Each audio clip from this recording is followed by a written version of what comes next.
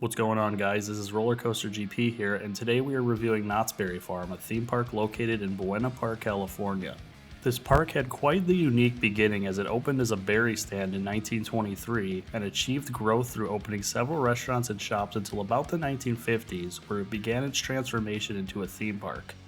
Knott's is the 12th most attended theme park in North America. Part of this is due to its Orange County location and proximity to Disneyland, but the park does enough on its own to stand out. One of the most interesting things about the park, and one thing you're going to notice right away, is the very small footprint. This park only takes up 57 acres of land and makes the most of it. While this does mean the park is landlocked, it does mean the parking lots are in close proximity to the park, unlike a certain Six Flags park located north of Knott's that I'll cover in a later review. Walking up to the entrance from the parking lot is very easy, and you get to pass some of the attractions as well as the Knott's Marketplace, which is open to the public. Once you enter the park, you can head left to visit Ghost Town or right to Camp Snoopy and Fiesta Village, which is currently under renovations. Another thing you are going to notice right away is that there are only 4 themed lands in the park. While this is not as many as other parks you will find, I think it works as it makes each land feel large and allows each area to contain a great balance of attractions. I found myself walking slowly and observing everything the park had to offer as compared to just trying to get myself to the next roller coaster or attraction. Fiesta Village, as I mentioned before, is still under renovation, so I have no comments on it. But Ghost Town and the Boardwalk were both very well themed and immersive. For very good reason, Ghost Town is probably the most well-known area of Knott's and was easily my favorite. Seeing all the old Western themed buildings and stores really adds to the experience. All the theming and building designs vary too, so it's not just the same wooden saloon looking building over and over again, so I enjoy the fact that it's mixed up overall. The area by Silver Bullet and Calico Mine Ride feel way different than the area by Ghost Rider, but it is still Ghost Town.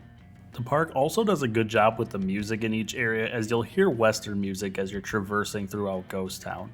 This may be a small thing, but some parks out there, such as Six Flags Great America, will have the Southwestern territory, and then you'll hear like Fall Out Boy playing or something, and it kind of just doesn't really match what the area's theme is supposed to be. When you exit Ghost Town, you'll end up in the Boardwalk area. Now, a boardwalk is not the most difficult theme to hit, as it just requires some pavement, carnival games, and a wild mouse ride, and you can pretty much just say it's boardwalk themed, but Knott's goes the extra distance here. You'll emerge from Ghost Town and all of a sudden there's hang time, and palm trees, and old school rock and roll music playing on the speakers. It's such a seamless transition and is done very well. I do like that the area is very open as well compared to Ghost Town, allowing you to spread out and offering a variety in the layout. The one quick minor critique I will have about the themed areas is that Ghost Town is noticeably larger than all the other areas in the park, which could potentially take away from making the other areas better over time. There are not many parks out there I would recommend to get food at, but this is absolutely one of them. There is so much variety and options: barbecue, fried chicken, tacos, stuff on a stick, pizza, sandwiches, soup, desserts. I only ate here once and I regret it, as I ate the pork ribs at Fireman Barbecue and it absolutely slapped. This is probably the first park I have ever seen on Google Maps in which all the restaurants are rated at a 4 or higher. Check out a Six Flags park and you'll see 1s and 2s everywhere, quite the contrast compared to Knott's Berry Farm. On to the rides now. There's a total of 40 rides that offer a good variety on such a small footprint. Of those 40 rides, 10 are roller coasters. 3 of them, Accelerator, Jaguar, and Moctezuma's Revenge, were closed on my visit, and I was not man enough to ride the kiddie coaster that day, unfortunately. The star roller coaster here is Ghost Rider, and while the ride was smooth and had a great layout, I was expecting more from it. Now, before I am burned at the enthusiast stake for that comment, I will say it probably runs better when it's warmer out, and I was there in January.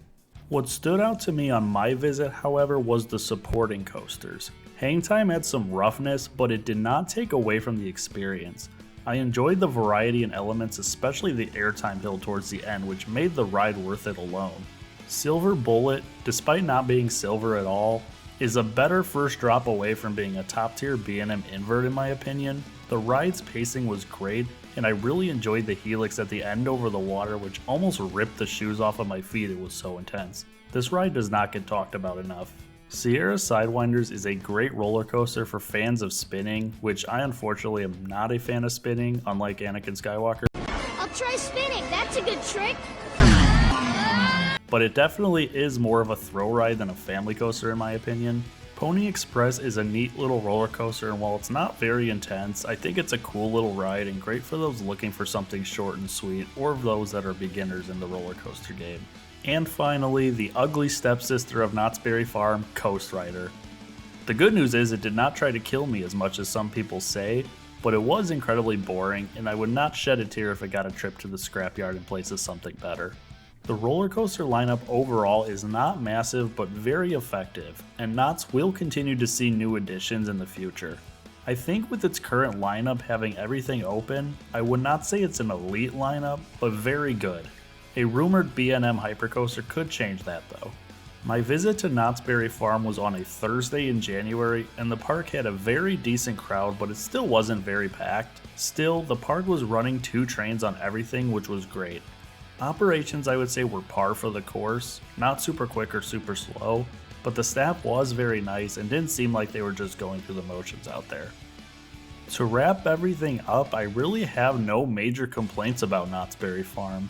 This is a fantastic theme park and easily my favorite park I have visited in California.